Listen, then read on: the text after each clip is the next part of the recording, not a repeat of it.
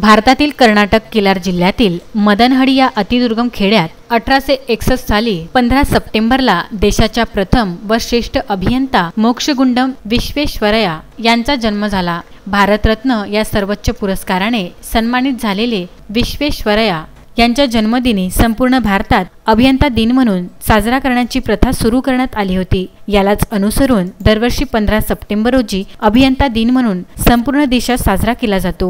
यावेळी धारणेतील जिल्हा परिषद बांधकाम विभागात विश्वेश्वरय्या यांच्या प्रतिमेचे पूजन व हार अर्पण करून अभियंता दिन साजरा करण्यात आला। जिल्हा परिषद बांधकाम उपविभाग धारणीचे उपअभियंता पी.व्ही. ठाकरे यांच्या मार्गदर्शनाखाली अभियंता दिन साजरा करण्यात आला। या प्रसंगी शाखा अभियंता बोलके, शाखा अभियंता दाभार्डे, कट्यारमल, अशोक बारवान, गोटे, निंभोरकर प्रामुख्याने उपस्थित होते। महत्त्वाची बाब अशी की धारणीतील सार्वजनिक बांधकाम विभागातील कार्यालयात अभियंता दिन एकही अधिकारी कर्मचारी कार्यालयात नसल्यामुळे संपूर्ण कार्यालयात कोणीच दिसून आले नाही। आता सार्वजनिक बांधकाम विभाग आपल्या प्रथम अभियंतास विसरून अभियंता दिन साजरा करणे विसरला की काय असे म्हटल्यास हरकत नाही।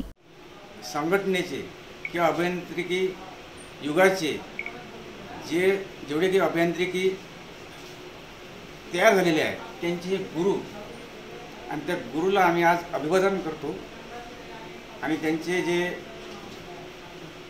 पुण्यकर्म आहे आणि ज्यांनी जे काम केलं त्यांचं आम्ही पुढील काम करतो। धारणी येथून तस्मीन शेखसह जुगल किशोर जयस्वाल यांचा हा वृत्तांत।